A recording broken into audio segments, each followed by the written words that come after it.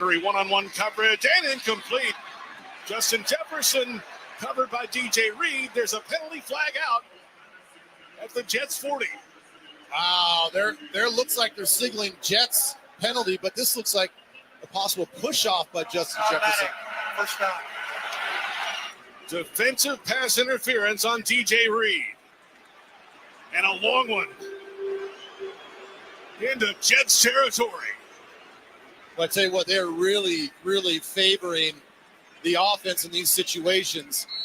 DJ Reed does a really good job of staying on top of him, and really, he was just using his body against Justin Jefferson. He wasn't using his hands. It's Justin Jefferson that actually got handsy with him and pushed him off to make it look like he was being held. I think that was a missed call. 2 seconds to play. Third quarter should be the final snap. Darnold under center. 1st and 10 at the Jets 46. Play action fake and back to throw in a clean pocket. Darnold unloads deep down the field. Looking for Justin Jefferson inside the 5. Incomplete. DJ Reed in coverage again. This one falls harmlessly to the turf. And we have reached the end of the third quarter in London. Strap in and hang on. We're in for a fantastic fourth quarter ahead. Vikings 17, Jets 10 at the end of the third. This is Westwood One's coverage of the National Football League. 97.7 ESPN The Zone. It's the dawning of a new age in Tuscaloosa. I understand what Alabama football is all about. Roll time. Join the Crimson Tide as the Kalen DuBois era begins. Touchdown! Join us Saturday as the Crimson Tide take on South Carolina in an SEC showdown in Tuscaloosa. Our coverage begins at 8 a.m. on your home for Alabama football. Listen to Alabama football all season long on 97.7 ESPN The Zone. In football and in finance, the best offense is a good defense. Neighbors Wealth Management has joined forces with Alliance Group to provide Alabamans with world-class financial service on both sides of the ball. Get the expertise to grow your wealth and protect your assets all under one roof. Give us a call and let's work together to turn your personal financial franchise into a perennial powerhouse. 256-469-2324 or visit us at neighborswealthmanagement.com. That number again is 256-469-2324 or neighborswealthmanagement.com. Attention life insurance owners. Do you have a policy with cash value and haven't had a review since you purchased your policy? Did you forget who the agent is? Your policy may be at risk as interest rates have fallen and remain at historical lows. Contact the experts at Neighbors Wealth Management to get a free policy review and know where you stand. Call us at Neighbors Wealth Management, 256-469-2324 or on the web at neighborswealthmanagement.com. That's Neighbors Wealth Management, 256-469-2324 or on the web at neighborswealthmanagement.com. WZZN, Union Grove, Huntsville, Alabama. Alabama! Your home of the Crimson Tide Sports Network.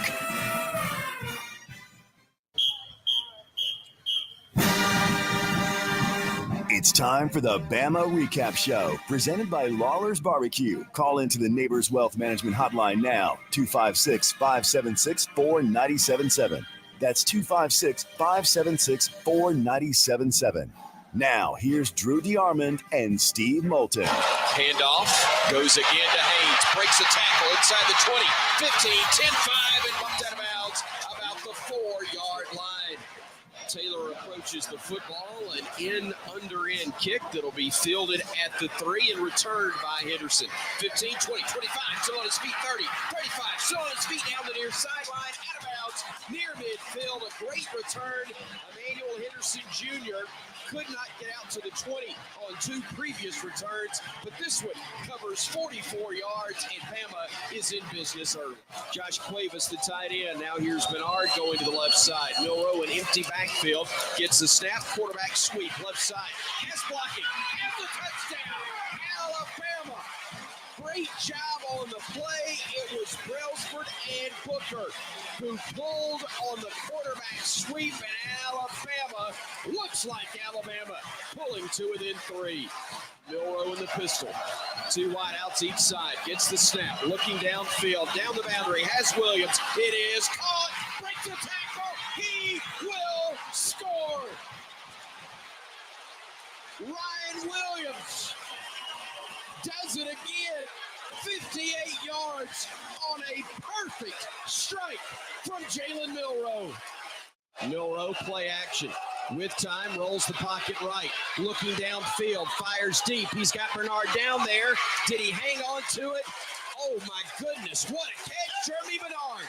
Down at the 20-yard line, Bernard with his phenomenal catches we've seen all year for 50 yards and a Bama first down in territory of the Commodores at the 25. Direct snap, Jalen. He will flip it to Williams coming around the edge. He will walk into the end zone. Touchdown, Alabama. They ran the little flip and a reverse to Ryan Williams. He gets into the end zone for the touchdown, and Alabama able to score to make it a 40-34 ball game here. Alabama will head for the locker room with a few handshakes. And Vanderbilt and their fans making their way onto the field.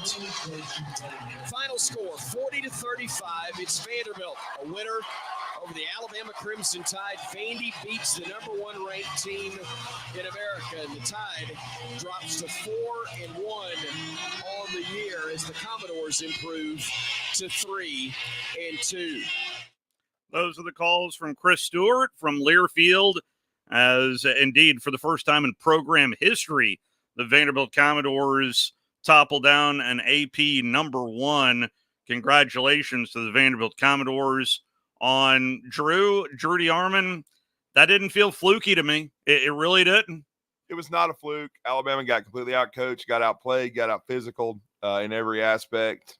They just got beat. Vanderbilt was the better team yesterday. Vanderbilt never trailed in the game. That's right.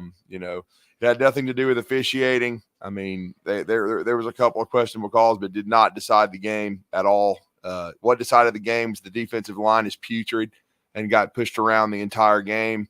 Alabama came into the game, I think, number 1 in the country on third down defense. They allowed 12 out of 18. That's right. They couldn't get Vanderbilt off schedule.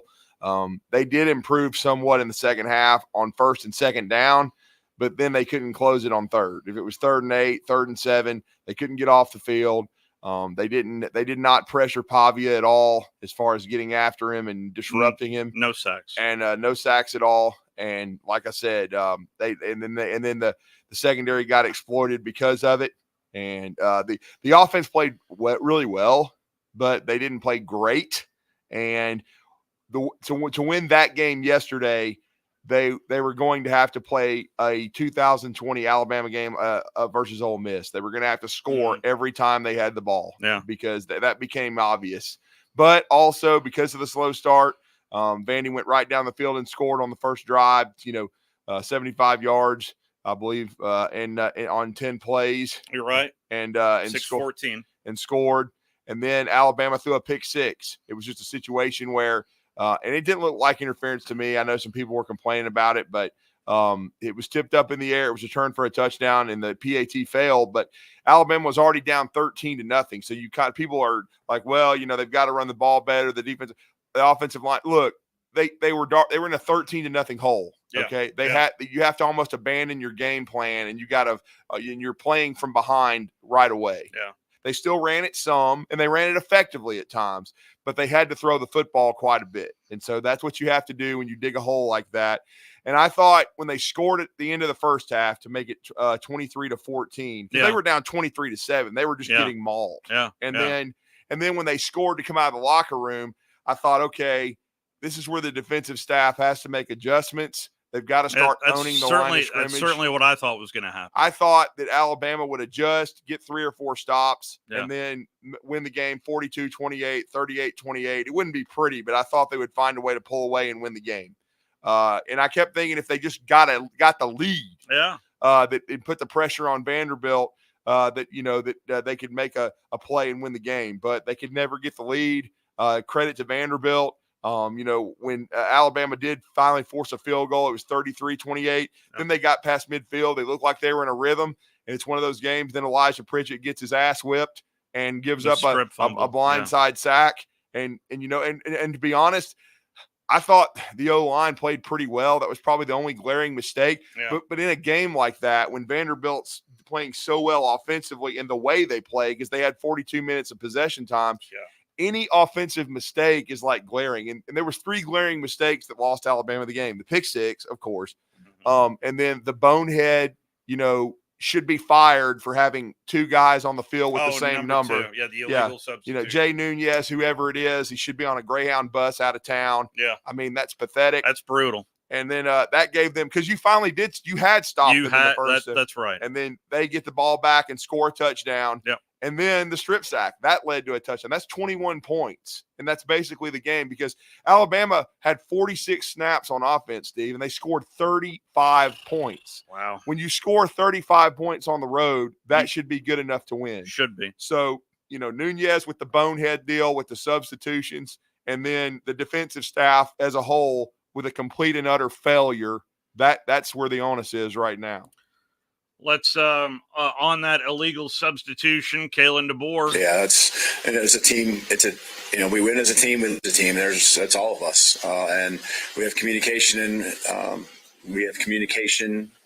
and ways of making sure we're all on the same page. And just what we called requiring certain guys to be on the field didn't get circulated around to everyone. I mean, we're well aware of that situation, and just got to do a better job. It's like I said, we win as a team and we lose a team, and those are the things that really hurt you, because I think they kept the drive alive and then ended up scoring a touchdown, and it was just that hump that we couldn't quite get over through a lot of the game, and that one is an early one. 6 penalties, 57 yards for Alabama in this one. 2 turnovers equaled 13 points for the Vanderbilt Commodores. You can point to a lot of things, but what I wanted to dive into here, when the whole world knew Vanderbilt was going to run the football in the fourth quarter, when the whole world knew they were able to gash Bama on the left side of their offensive line, not for a yard, not for 2 yards. There was at least, you were there, Drew, of 5+ yard gain runs on the left side of that line when everybody knew what was coming. Everybody knew what was coming. Well, it reminded me of the fourth quarter against Texas last year. You know what? That's spot on. Yeah. Because Alabama had the lead, and then Texas went right down the field and scored, and then they got stops, and then they just ran the ball up Alabama's ass all night, and Alabama had no answer. Now, that's what surprised me more than all of what you just went through. The fact that we all knew what was coming. So, there's got to be some soul searching on the defensive side of the ball, because again, this is the big leagues. This is big boy ball, and you have to answer the bell. And I just felt like, and I've been a critic of Freddie Roach, and I'm going to continue to be. His defensive line is not good enough. He doesn't get enough out of the players. Everybody keeps asking me, where's Jaheim Otis? I don't even know if he played last night. I didn't even see him.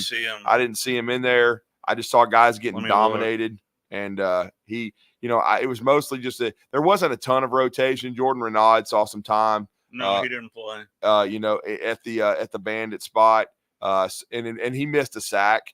He had Diego Pavia dead to rights and got juked out of his jock, and that was early in the game, and they ended up giving up a conversion. And then we didn't see much out of LT Overton. Especially as far as quarterback pressures, we didn't see.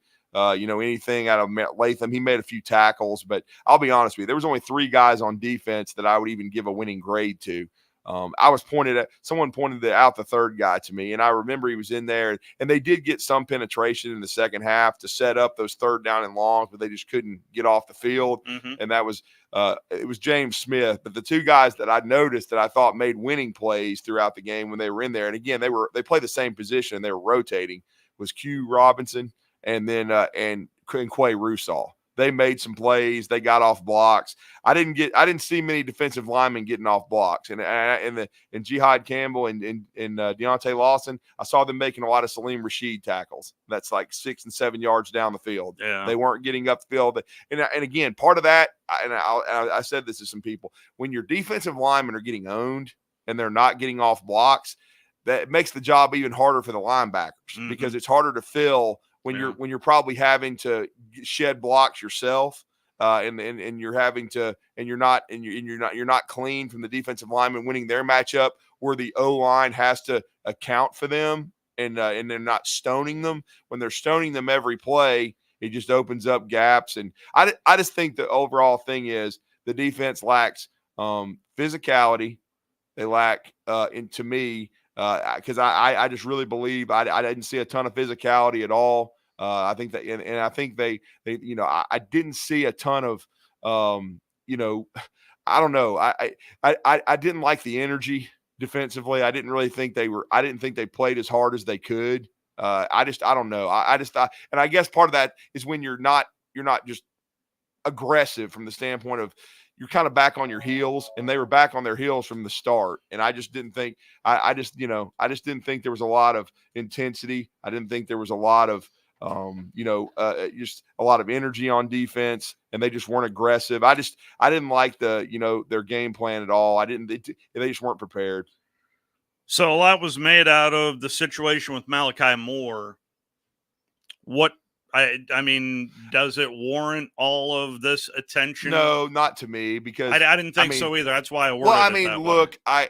Should he have acted that way? No, but what it tells me is it means something to him. Yeah, that's exactly how I took it. And he didn't play well, and I think that's part of his frustration. Yeah, he wants to the play fourth down play. The whole game. Yeah, I realize that, but a lot of people are going to point. He wants to play well. You know, he wants to do his job, and and it's one of those things. I'll tell you what Diego's performance reminded me of is on that fourth down play. First of all, I was stunned because it was like fourth and less than a yard. Yeah, they were running the ball so well. I just figured they'd run the ball. I did too. And make the first down. I was stunned they threw it. Yeah, and then that was the one time the defensive line was kind of closing in on him. But then he throws it up. It reminded me of Johnny Manziel. It reminded me of Johnny Manziel. Yeah, when I saw him do a pirouette and throw saw that. it. Comparison that they brought up. That's the kind of performance it was for me. Yeah. Johnny Manziel in 2012, where it was it was the catapult for him to win the Heisman. I mean, he just played exceptional football. I mean, that's all I can say. I mean, he's the best Vanderbilt quarterback I've ever seen. Like I told Chris Lee, he can't. I mean, Jay Cutler can't clean his bathroom. I don't care how many years, and Diego probably won't play in the NFL. Yeah. But I don't really care. He's a better college player than Cutler was. This was the back and forth post game with Kalen DeBoer on Malachi. I'm not sure. When was this? At the very end, it seems like Hubbard went to the field, and then Malachi wouldn't leave. Yeah, I mean, as long as he's not going to get another penalty. I mean, I think it was the penalty on him. I guess I was looking at something else, and so I actually thought it was someone up front that got the penalty, and so just as that communication. Yeah, I mean, I'm assuming that's what was happening there. I guess if he is refusing to leave, is there a way that you approach that? Yeah, we'll definitely talk about it if that's what was going on there. All right, Colin. Talk about time. So you got a little bit more of Kalen DeBoer. We here on 97.7 ESPN The Zone interrupted the Vikings-Jets game. That's currently on Talk Radio WZZN. It's in the fourth quarter. Vikings leading it 20-10. And if you want to catch the end of that. But this is the Bama Recap Show presented by Lawlers BBQ. If you do call in, it's just me and Drew here. So when you call in, I immediately plug you through the line, and I appreciate everybody's patience as well. Phone number to call in is 256-576-4977, the telephone number. Good morning. You're on the Bama Recap program. Who's this? This is Jerry. How are you? Good. How are you, Jerry? Hey, Jerry. How are you? I'm good. Hey, Drew, answer me a question. The offense played well enough to win. Can't complain with the offense. Like you said, we weren't on the field. But time and time and time again, you may disagree with me. I've watched him for 3 years. Out of position, Deontay Lawson. Tell me I'm wrong. No, the linebackers did not play well. Neither one of them did. Jihad was out of position. He wasn't in the right gap. Discipline, intensity, and execution were lacking on defense. That's why they're 50th overall in total defense right now. They're not playing team defense. They're not playing together. They're not cohesive. It's not good at all.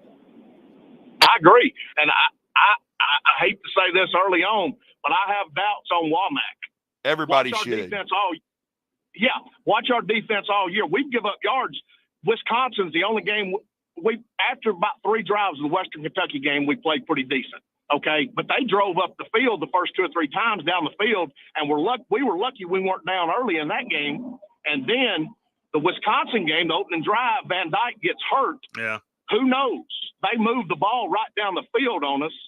We have not first half of Georgia, but I blame Georgia a lot of that.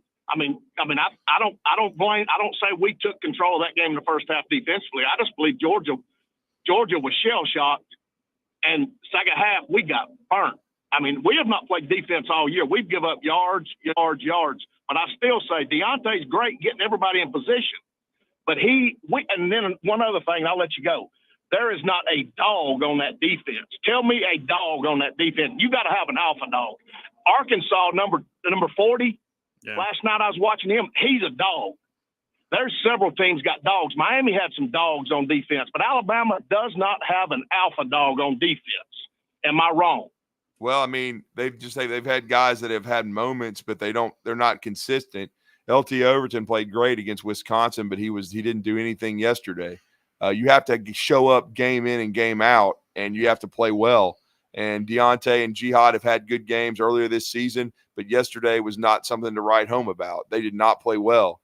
I mean, the intensity wasn't there, the execution, the discipline. They did not react to adversity very well.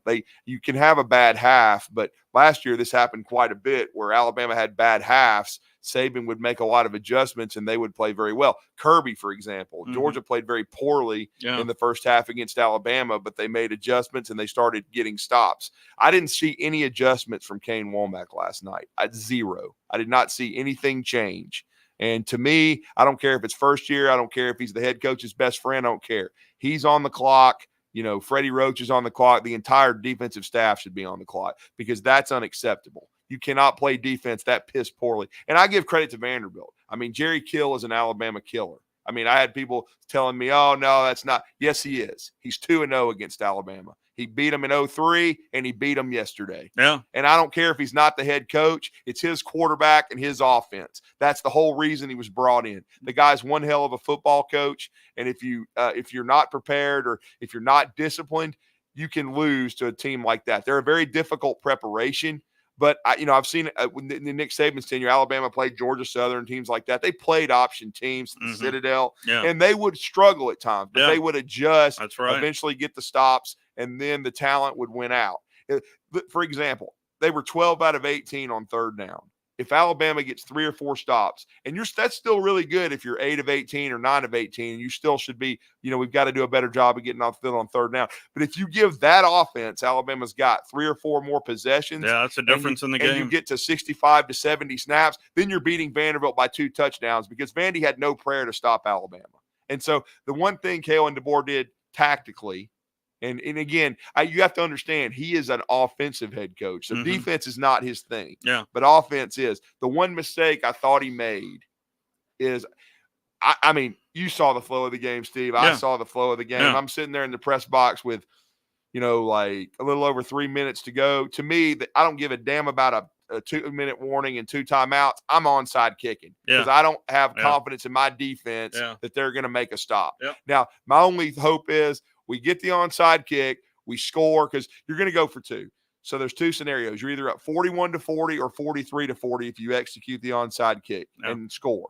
And so then you finally get ahead of them. Maybe your defense, you just take the chance. Give them a little bit of juice. Just get them juice, and maybe they can make 1 stop and then escape with the win, okay? But to me, I just had no confidence in that defense. I mean, to me, I just, by the middle of the third quarter, it's like, man, these guys they're not going to force a turnover. That was the key. They didn't come close to forcing Vandy into a turnover. There was never I'll give Vandy tons of credit. Vandy played nearly perfect on offense. They had 2 or 3 penalties, but they did not turn it over, and they possessed the ball. Diego didn't put it in peril and danger. I mean, and then I'll be honest, Alabama was very fortunate too because one of the only stops of the second half, it was a perfectly thrown deep ball that was just dropped. I mean, that would have been in the red zone. Easily. I mean, perfect. I got to get Diego played nearly a perfect game, man. I mean, he was amazing. Now, I thought, like I told you, I thought there was I thought the roughing call on Q-Rob was garbage. Well, but that's the state of the game right now. I know, and then I thought it was targeting on Kobe Prentice, but but I can't really figure it out because I watched Miami, with the ACC officials hand him another game last night when it was obvious targeting, and they didn't make the call. So I don't understand that. So I'm not gonna just raise heck about it. I don't really, I can't really decipher that rule. So that's a tough one to call. And again, Alabama kept the football in that situation. It's not like it was a turnover or anything. But I mean, but again, I just feel like overall, credit to Vandy, Clark Lee, really good guy.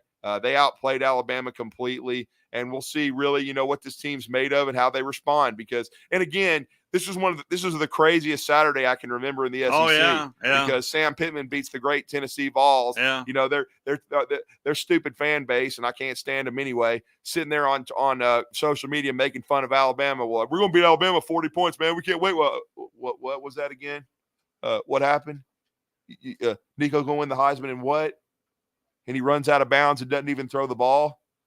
So obviously Tennessee wasn't as good as they thought they were either. I was still skeptical about Tennessee, and I guess I had reason to be. I don't know. Right now, I don't know if there's a great team in the SEC. We'll see with Texas because they've got a lot of their tests coming up. But right now, I don't see a great team in the SEC. Georgia lost to Alabama. Alabama loses to Vanderbilt. Tennessee loses to Arkansas. This is a wide open conference, man. Yeah. I mean, I think it showed the depth of the league yesterday. It showed there may not be a great team, but it also showed, going on the road in this league, Vanderbilt, Arkansas, and they knock off 2 top 5 teams. But the biggest problem from a strength of schedule standpoint is on Vanderbilt's resume is losing to Georgia State. Oh, yeah. I mean, that really – that's the thing. And don't get me wrong, no matter what, because it would have been the first time in 40 years, even if this Vandy team had made a defensive stop against Georgia State, they're 2 plays away, Steve, from being undefeated. Oh, yeah, that fourth quarter in Atlanta, that they had all the momentum. They had a 1st and goal at the 12, and if they score against Missouri, then they beat them. Well, that's true, too. Yeah. That's what I'm saying. 2 plays, they would be ranked in the top 10 in the country right now, and everybody would be saying it's the best Vandy team in history. But I'll say this. I still think the reaction from Alabama fans would have been about the same because, again, it should have been the same. They don't lose to Vanderbilt, and that's what people are talking about. But I'll just say I think it's a good Vanderbilt team. And the one thing you can say, and this is what I tried to tell people yesterday, it doesn't excuse Alabama's defensive performance because, like I said, I think every one of those coaches should be on notice right now. But nobody has stopped Vanderbilt. Like, they scored 32 on Georgia State. It's not like they were shut down. That's right. Yeah. And then Mizzou, they scored 27. Okay. Nobody stopped them. They're a very difficult preparation, man. And they've got a very special quarterback in Diego Pavia who has proven beyond a shadow of a doubt that he was overlooked and should have been in a different place. Like I said, you put Diego Pavia on Auburn right now. Yeah. What's Auburn's record with how they've been moving the ball? Diego has gone through Auburn, Jacksonville State, and Alabama. Yeah, just within the last year. He owns the state of Alabama, man. Yeah. Just understand it and own it. That's what you got to do. And like I said, Alabama got outplayed, got outcoached, and right now they're a train wreck on defense. Just absolutely an abomination. And coming up this week is South Carolina in early kick time down in Tuscaloosa. But it ought to be a very intriguing week, as Kalen DeBoer was asked about the potential of that onside kick. Yeah, no, a lot of consideration, just understand this, everything with the timeouts and the 2-minute warning and all that, just really felt we were going to be in a good spot. Even if they got 1 first down, depending on when that was, we would still be able to have a good amount of time to move down the field. I don't think it was a matter of us being able to find guys and execute and get the ball down, and score offensively. So it was just a matter of getting the ball back. So obviously when it doesn't go the way you want, you're always looking back and second guess, maybe wish you tried to onside kick it, but I felt good about the decision at the time. And honestly, I still do right now. 256-576-4977, the telephone number. Good morning. You're on the Bama Recap program presented by Lawlers BBQ. Who's this? This is Cody Myers. I just want to say this is probably the worst embarrassing loss in Alabama football history. I know we got beat by Louisiana Monroe back in 2007 during Saban's first season, but the talent level on this team compared to that team is by far so much better. I mean, I'm really skeptical about the defense. It's 4-2-5. if it's even going to work in the SEC. So far, I don't see anything really to hang our hats on. I mean, we can't tackle. Seems like we do tackle them. We throw them 2 or 3 yards forward. I mean, they should spend all week long trying to figure out how to tackle properly. What do you say, Drew? Well, I mean, I like I've said, man, there's no excuse for it. There was a couple situations. One of them was Red Morgan, where they had a guy stop 2 yards short of the marker, and he got overpowered and missed the tackle, and Vanderbilt moved the chains. Like I've said, I mean, defensively, that's where the issues lie to me. Special teams has been pretty good throughout the season, and except for that one glaring error yesterday, has been good. I think the offense is elite. But there was a lot of pressure on them yesterday because of the hole that was dug early. And, of course, the offense played a part in that, throwing a pick six. But still, I just think overall, like I said, discipline, in intensity and execution were lacking. And physicality, which is part of the intensity part, because if you're intense, you're playing physical football. But, just the discipline, the execution, and the physicality and intensity, I just think we're lacking overall. And again, I mean, certainly this defense has had a few bright moments this year, but there's been a lack of consistency.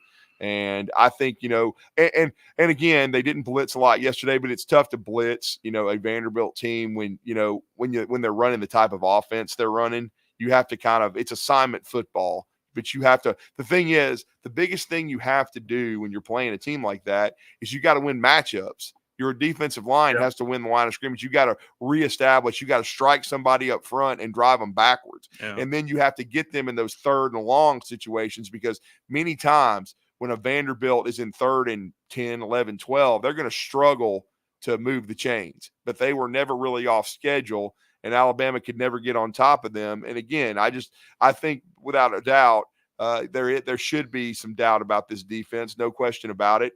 I coming into the game, I was still a little bit worried because, as I've said at times, they have not played well against the run. They have been gashed. And that's what happened yesterday. And Vanderbilt came into it with a great plan. They wanted to possess the ball, keep it away from Alabama. And like I said, but I do agree that, as far as, yes, this roster is in much better shape than Louisiana Monroe, but I'll just tell you something.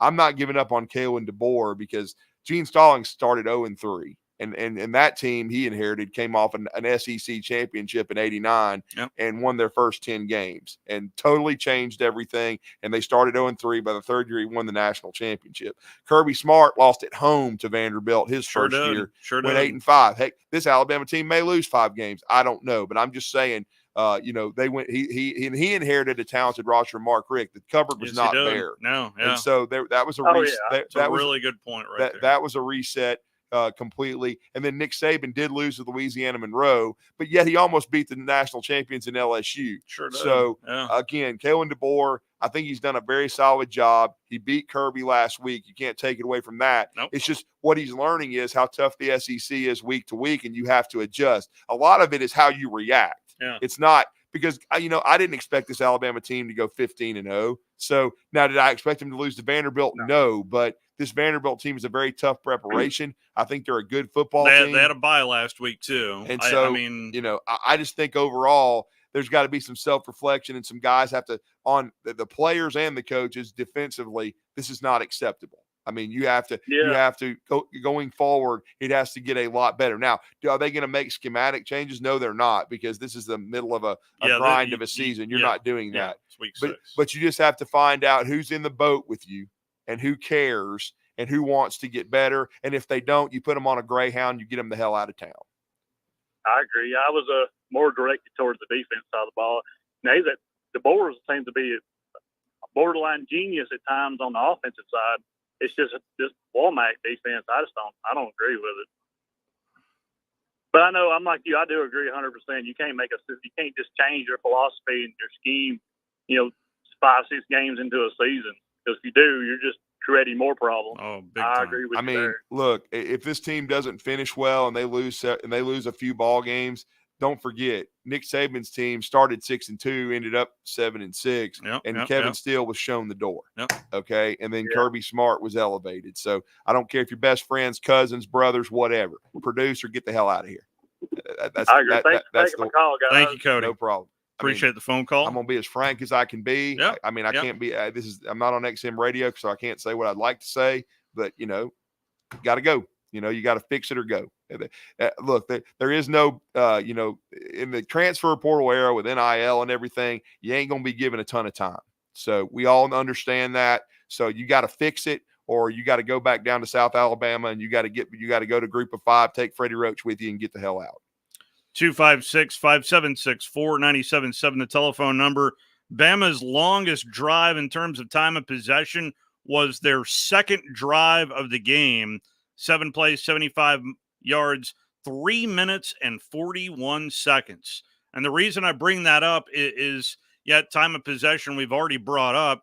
But honestly, as much as we are talking defense, on the offensive side of things, I was really surprised we didn't see Jalen Milroe run it more earlier, in my opinion. Steve, they were behind 2 scores. But it's still early, and he has got 2 weapons. And he ran it into the end zone to make it 13-7. He did. But then what happened right after that? You end up giving up another touchdown. Yeah. Then you do have and then Alabama, there were some.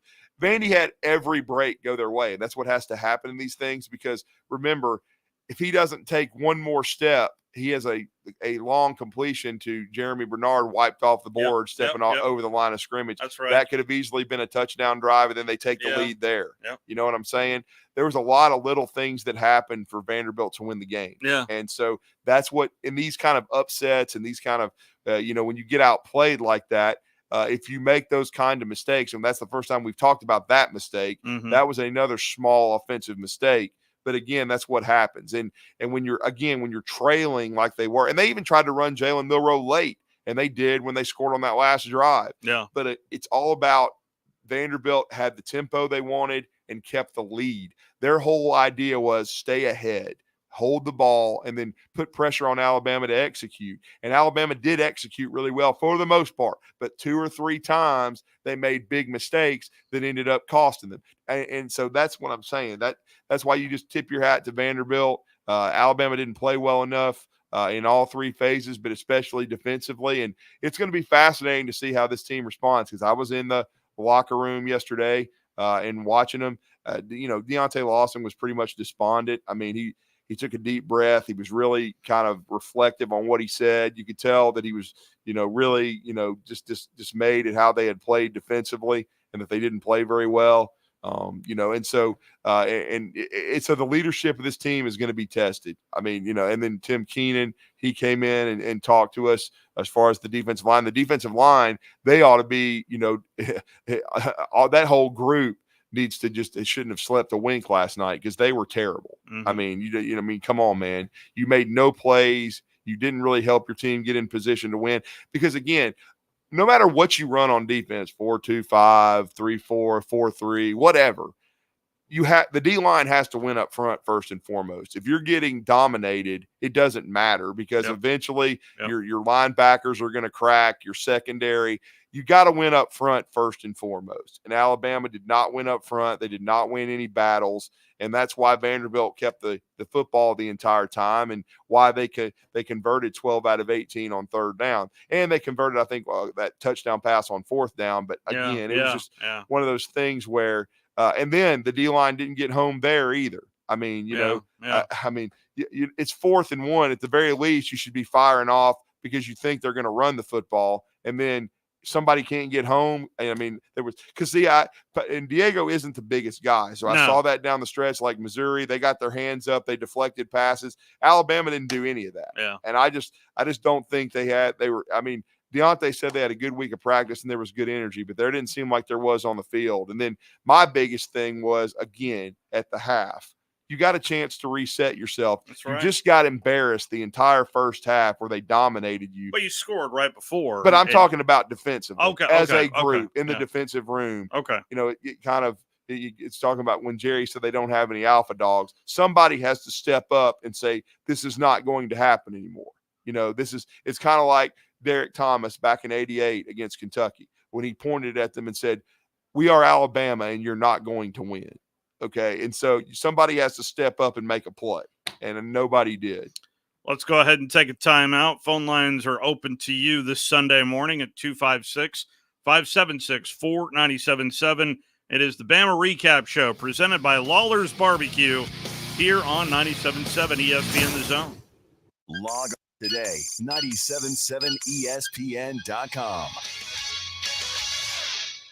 Here in North Alabama, barbecue is a part of what makes our home so special, and great barbecue from Lawlers makes it just that much better. Since 1978, Lawlers has been serving up their delicious barbecued pork, ribs, chicken, ham, and turkey for generations of family get-togethers. Recognized as the best barbecue joint in Alabama for 2 years in a row, Lawlers is thrilled to share their award-winning barbecue for your next family meal or catered event. Order online or stop by any one of their 14 area locations. Lawlers Barbecue, cooked slow, served fast. It's the dawning of a new age in Tuscaloosa. I understand what Alabama football is all about. Roll time. Join the Crimson Tide as the Kalen DuBois era begins. Touchdown! Join us Saturday as the Crimson Tide take on South Carolina in an SEC showdown in Tuscaloosa. Our coverage begins at 8 a.m. on your home for Alabama football. Listen to Alabama football all season long on 97.7 ESPN The Zone. It's the dawning of a new age in Tuscaloosa. I understand what Alabama football is all about. Roll time. Join the Crimson Tide as the Kalen DuBois era begins. Touchdown! Join us Saturday as the Crimson Tide take on South Carolina in an SEC showdown in Tuscaloosa. Our coverage begins at 8 a.m. on your home for Alabama football. Listen to Alabama football all season long on 97.7 ESPN The Zone.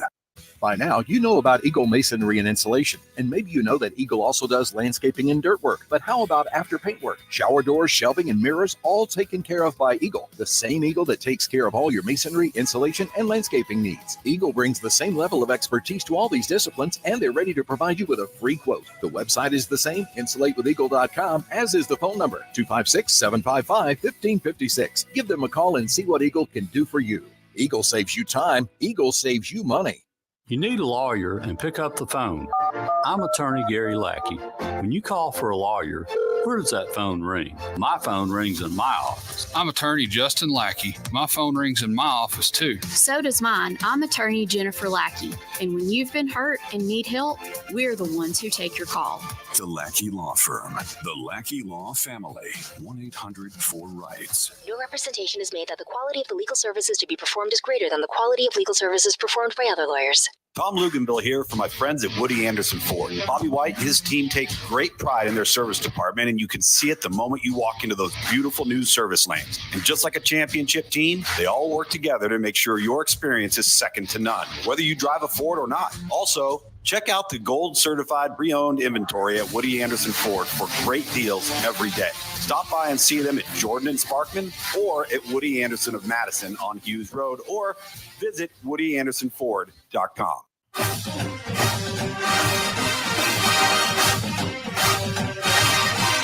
It is the Bama Recap Show presented by Lawlers Barbecue. He's Drew DeArmond. My name is Steve Moulton. We are walking you up to some NFL action coming up at the top of the hour. It'll be the Houston Texans playing host to the Buffalo Bills. And then later on this afternoon, we'll flip over to the NLDS Game 2. How about those Mets with a win yesterday over the Phillies? We'll have that. And then tonight is Sunday Night Football. Who's on Sunday Night Football? Sunday Night Football is the Cowboys and Steelers. So we got a ton for you to enjoy currently right now over on Talk Radio WZZN. The Vikings still hold a 23-17 lead over the Jets with a little over 3 minutes left to go in that one. All right, the Jets suck. let's yesterday was quite a day in the Southeastern Conference as a whole. Even though there was only 5 conference games, 6 total. Congratulations to Billy Napier. That was a much needed win for the Florida Gators. I had that one pegged, man. I just thought I was really shocked that UCF was like a 1.5 point favorite. To me, that was easy money. I just felt like Florida would handle that game. I don't believe in UCF, especially after the way they played the week before. Colorado. Yeah. At home against Colorado. I didn't buy that one at all. And so and hey, break up Sam Pittman. I got to give him credit, man. Let's flip over to the morning session though.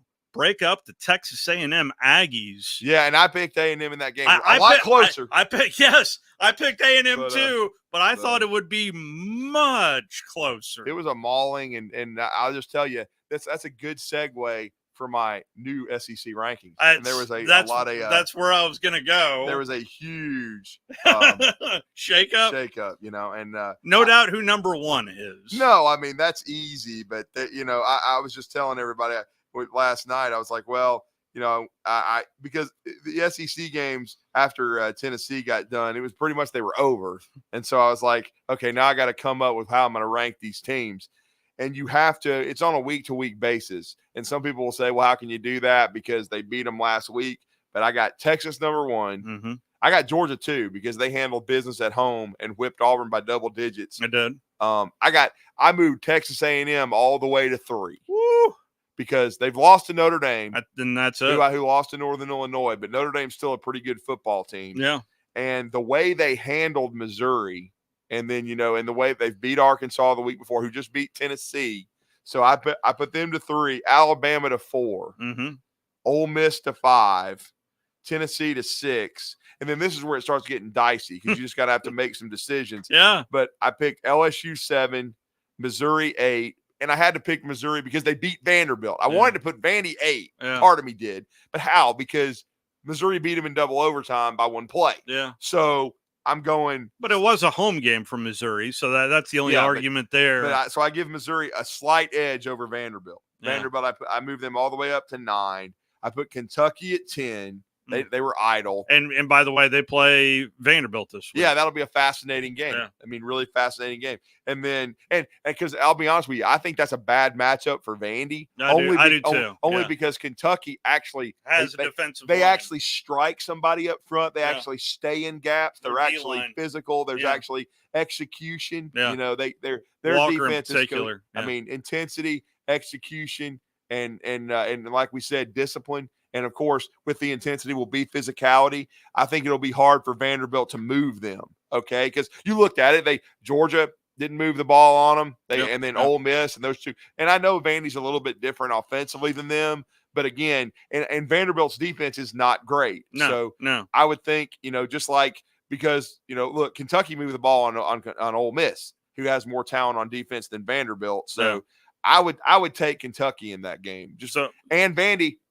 They got it. Now everybody going to be kissing their ass all week, so you got to come back. So who's after Kentucky? Arkansas after their big win. I moved them to 11. But see, that shows the depth of the conference, what I was just talking about. Because you got Arkansas at 11. Yeah. I dropped Oklahoma all the way to 12, even though they were idle and they beat Auburn, but they're not very good on offense. I think everybody understands that.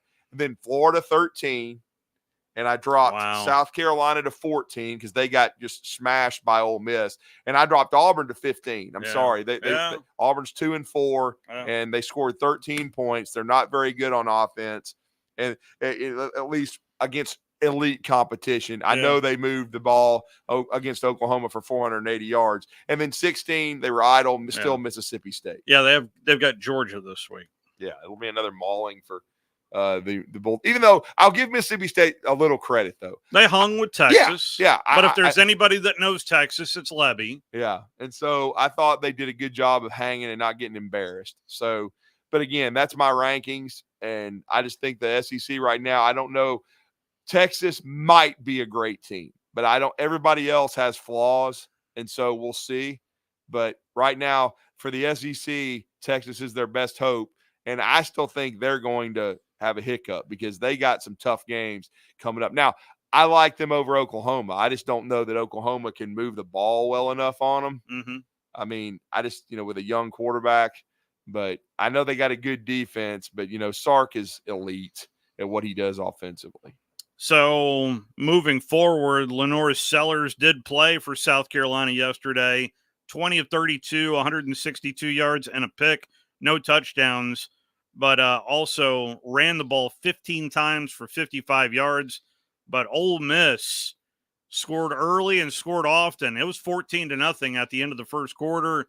They scored 10 more in the second quarter. It was 24-3 at halftime, and it was just a game of keep away in the second half, as it was only one field goal for the entire game in the second half. Well, see, and that's what people have to understand about Lane Kiffin. At his core, he wants to run the ball. It's not like he's wanting to throw it all over the place.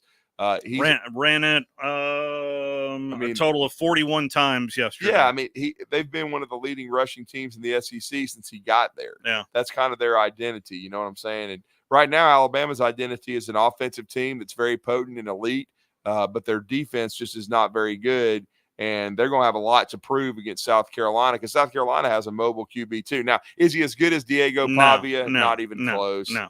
But you should be able to contain him. Also not as healthy as Diego.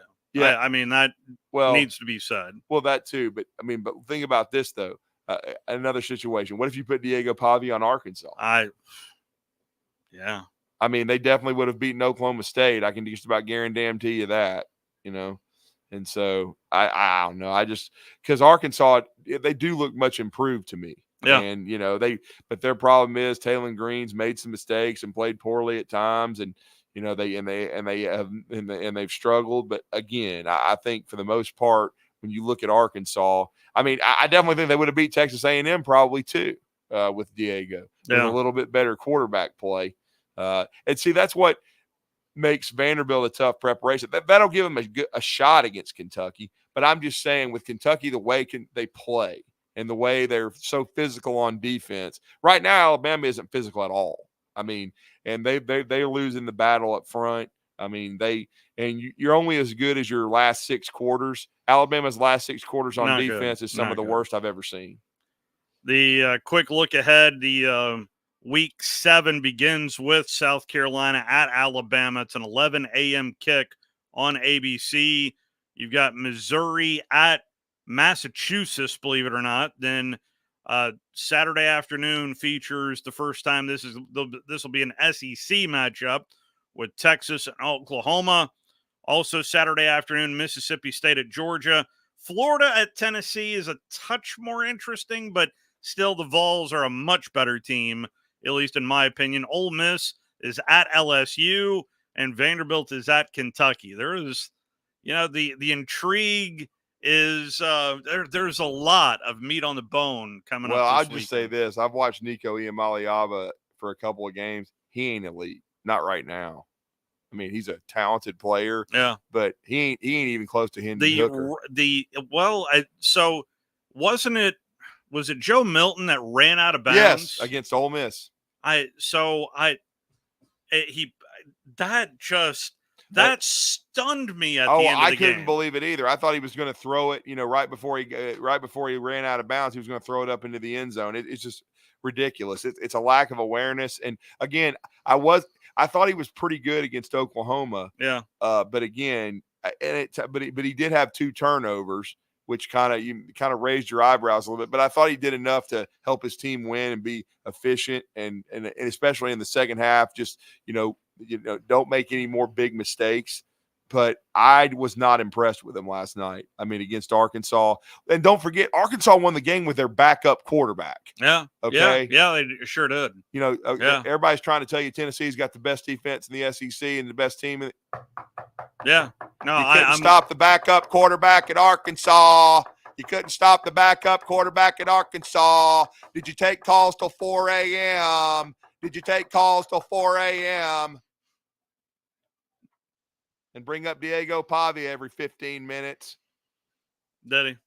Well, I'm just saying. You heard him talking about Vanderbilt and stuff like that. But, I mean, hey, all I'm saying is Tennessee still got a lot of growing to do. So does Alabama. Now, I will say I think Tennessee's better on defense than Alabama is. Yeah, I would agree with that. But, and they run the football pretty well. But I'm not impressed, with Nico yet or the wide receivers. I mean, that's 2 straight games against, and I think they're both good defenses, Arkansas and Oklahoma. I don't know if they're great defenses, but Tennessee didn't light the scoreboard up. I mean, they were lucky they weren't in a bigger hole. I didn't see it, but I just was giving feedback that Arkansas should have had a bigger lead at halftime. So I've waited a couple of weeks for this, and this has been an issue gosh, this was first brought up, I want to say about 10 years ago, but it feels like it's getting more and more relevant when I was scanning around yesterday of the fake injuries.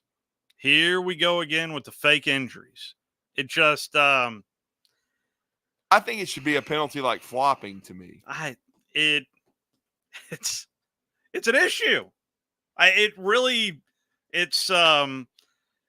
There has been a lot done for player safety. I get that. I understand that. I'm not saying it's bad, but when it's pretty obvious, and there's been a couple here the last couple of weeks where you're thinking there's a sniper because something needs to be done. Something really needs to be done. I wish I had an answer for it. I really do. But if it's maybe a panel group looking at all the games saying, hey, we need to look at this closer. Because when we first started the targeting rule, remember that automatic 15 yards was going to happen no matter what. Which is stupid when you overturn the call. But it at least gave everybody the importance of that rule.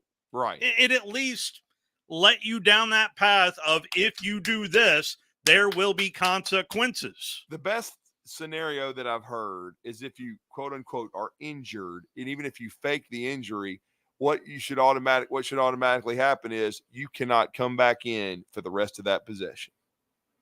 You're out for the entire drive. Take his helmet. So take his helmet, and then, all of a sudden I feel great. Let's come in after missing. No. Your ass can't come back in until they get the ball back the next time. And so if you don't score on the drive or defensively you give up a touchdown, if you want to fake an injury and you weren't in there to help your team, then that's on you. So my apologies on going off on a rant right there, but I'm noticing it more and more. Let's move forward to South Carolina. South Carolina reeling after their second loss of the season as they've lost to both LSU and now Ole Miss. And now they travel to, I would assume, a very angry Tuscaloosa, Alabama squad. But South Carolina comes in. This could be a marquee benchmark kind of game for Shane Beamer. But we'll see what kind of reaction that the Alabama defense has in particular. What do you want to see out of Alabama on Saturday? Well, I want to see discipline, physicality, intensity, and then execution on defense. And then offense, keep doing what you do, but clean up the turnovers. You still scored 35 points. And I just want to see, how focused they look, and it's going to test the leadership of the football team. Okay, because this is a different style. When you lose, everybody points everything out. They were taking pictures with Kid Rock and Hank Williams Jr. They were doing this. They're celebrating too much, yada, yada. Saban would never – that's the way it always was after Coach Bryant. Well, Coach Bryant would have never let this happen. Oh, well, Saban would never let this happen. By the way, this is year one of the expansion, and don't act as if Bama can't make the playoff. No, they still everything is still on the table. That's what Deontay Lawson said. He said every goal we have is still on the table. It is. But how are you going to respond to adversity? That is where greatness is built. You're never going to go most times you're not going to go undefeated. Saban did it twice. Yeah. It's very hard to do. Yeah. But they always responded well from losses. Okay. This kind of reminds me of the Ole Miss 2015 loss where you turn it over 5 times. It's catastrophic. Ole Miss gets every break. They beat you for the second straight year. Mm-hmm. Everybody's acting like Hugh Freeze a genius. They're saying that now. But anyway, that's what they were doing. And then how did Alabama respond? They were underdogs going to Georgia. And don't forget, it was raining that day, and Alabama fumbled early. Derrick Henry fumbled the ball away, but Alabama played great team complementary football. They were focused, and they took Georgia apart. Is this Alabama team? They should whip South Carolina, but the first thing they got to do is 2 things. You got to stop Rocket Sanders, and you got to stop Lenora Sellers. Are you man enough to strike somebody up front and stop the run, or are you soft and not any good? That's basically the way it is. Because defensively, you got a standard upheld, and right now you ain't upholding it. You're being called the worst 4-letter word in football, soft. And you were soft the entire game against Vanderbilt. It was embarrassing and humiliating. So how are you going to respond to it?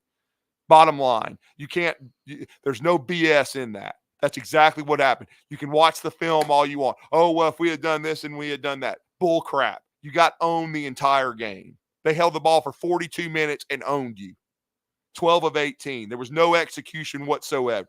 Nobody stepped up and did anything except for 3 guys. And even then, that's not nearly enough. You got to have more guys playing winning football, being in position, being able to tackle somebody in the open field, and be physical. After South Carolina, it's at Tennessee, host Missouri, at LSU, host Mercer, at Oklahoma, host Auburn. For now the 4-1 Alabama Crimson Tide, 1-1 in SEC play. But everything is still right there. We maybe kind of glossed over a little bit of exactly what we saw out of Georgia in the second half, especially defensively. But there is no mistaking what we saw out of Vanderbilt for 4 quarters against that Alabama defense. Jeremy Pruitt, where are you? That's what I was thinking. He is. Where's Bo Davis? Might be listening. Coaching matters. It does. It does, but players making plays is the ultimate. Coaching does matter. There is no doubt about that. That will wrap us up. Congratulations to the Vanderbilt Commodores. That's their first win over the Alabama Crimson Tide since 1980. And I love Diego Pavia again. Such a great competitor. Yeah. I mean, that guy is just a baller. Yeah. He's a winner. There is just no questioning about that. He is a winner. Vanderbilt, by the way, at Kentucky coming up this week. Then they host Ball State. They host Texas. And then they're at Auburn as well later on in the schedule. Does this mean Auburn's going to hire Jerry Kill? Yeah, Auburn's got some issues of their own, including questioning that 4th down play. Yeah. I'll admit I didn't see any of the Auburn game. They said maybe 1 or 2 plays. Well, you need to go back and watch how Hugh lit into Thorne after that 4th and 1, and even called him out afterwards. Yeah, doesn't call himself out, though.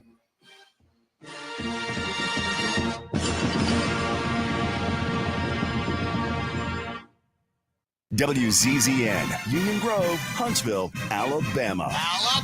Your home of the Crimson Tide Sports Network. Union Grove, Huntsville, the Tennessee Valley's home of ESPN Radio, is 97.7.